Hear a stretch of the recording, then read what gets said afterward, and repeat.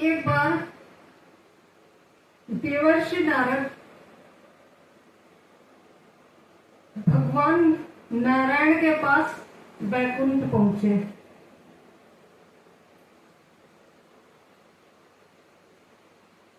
भगवान ने उनको अपनी प्रसादी माला गले से उतारकर पहना दी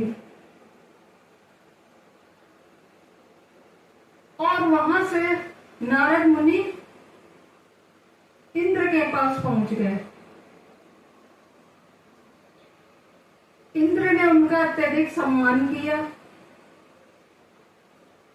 और प्रसन्न होकर नारद जी ने वही भगवान की प्रसादी माला इंद्र को पहना दी।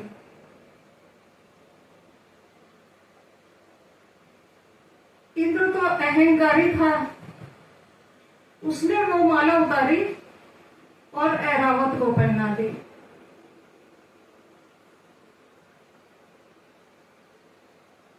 अब हाथियों का स्वभाव तो चंचल होता है। ऐरावत ने वो माला उतारी और अपने पैरों के नीचे कुचल दिया। इसका परिणाम क्या हुआ कि देवता लोग श्रीहीन हो गए। कहा जाता है ना कि जो चीज भगवान के श्री चरणों में चढ़ गई वो कभी नीचे नहीं गिरनी चाहिए या किसी के चरण आदि के नीचे नहीं पड़ना चाहिए, घोर पाप होता है। देवता लोग श्रीहीन हो गए। इसका फायदा उठाकर दैत्यों के राजा बलि महाराज जी ने त्रिलोकी पर विजय प्राप्त कर ली। ये बलि महाराज कौन है? प्रहलाद जी के पौत्र हैं। प्रहलाद जी के पुत्र हुए विरोचन और विरोचन के पुत्र हैं बलि महाराज। बलि महाराज हालांकि दैत्य जरूर थे, लेकिन भगवत भक्त थे, कोमल हृदय था उनका, दानवीर थे। अब भगवान ने क्या किया? दैत्यों और देवताओं को मिलाकर समुद्र मंथन करवाया।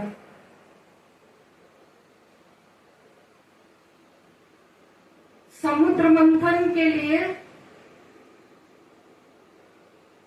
मंदराचल पर्वत की राई बनी, यानी कि मथानी, और वासुकी नाग की रस्सी बनाई गई। अब समुद्र मंथन भगवान स्वयं मंदराचल पर्वत के नीचे कच्छप का वेश बनाकर, कछुए का वेश बनाकर अपनी पीठ पर उन्होंने मंदराचल पर्वत को धारण किया। अब समुद्र मंथन का शुभारंभ हुआ। अमृत निकलना तो दूर की बात, सर्वप्रथम कालकूट विष निकला।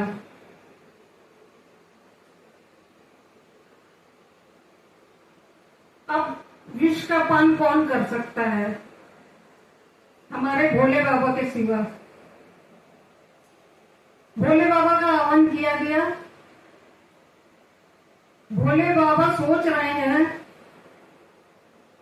कि यदि मैं विष को अंदर ले जाता हूं तो मेरे हृदय में राम जी का वास है, तो उनको क्षति पहुंचेगी, और यदि मैं नहीं ग्रहण करता हूं तो संसार को क्षति पहुंचेगी।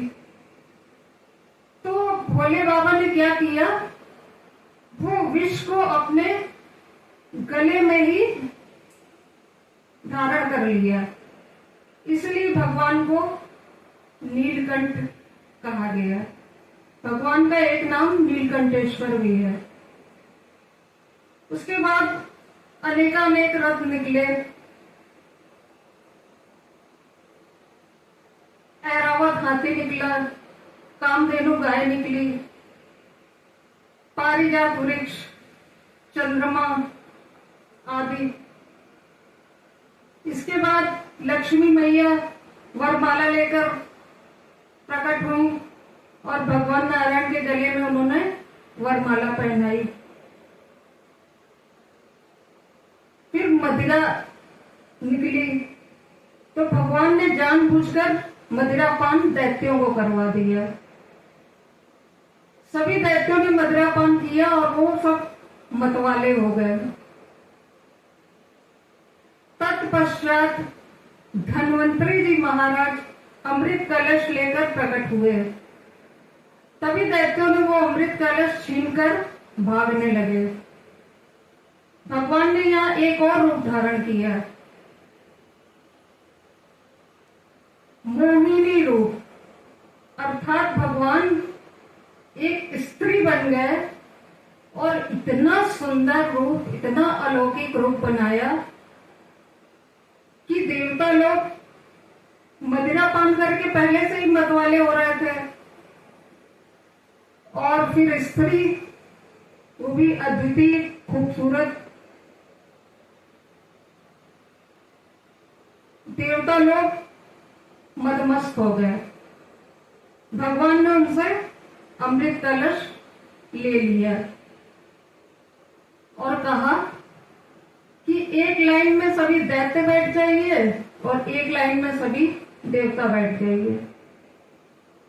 और दैत्यों से कहा कि इसमें ऊपर ऊपर जो है वो पतला है अमृत, तो मैं देवों को पिला देता हूँ, और जो गाढ़ा गाढ़ा नीचे का होगा वो आप लोग को पिला दूंगा। वो तो मतवाले हुए जा रहे थे सभी दैत्य, पर राहु जो था वो भगवान के चरण देखकर समझ गया और वो सूर्य और चंद्रमा के बीच में जाकर बैठ गया।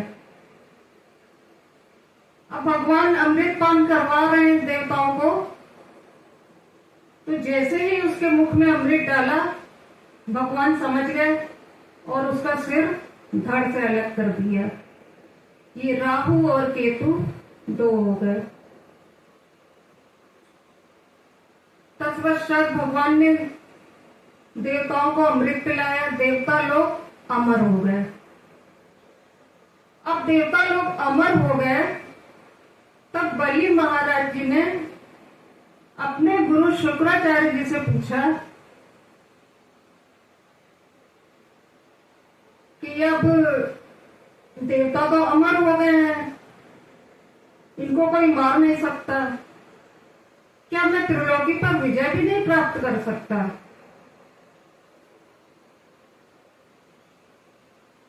तो शुक्राचार्य जी ने कहा कि तुम ये 3 काम कर लो तो दैत्यों पर विजय प्राप्त कर लोगे। कौन से 3 काम? पहला, संतों की सेवा करो और ब्राह्मणों की सेवा करो। दूसरा, गौ सेवा करो, गौ माता की सेवा करो। और तीसरा, गुरु की सेवा करो।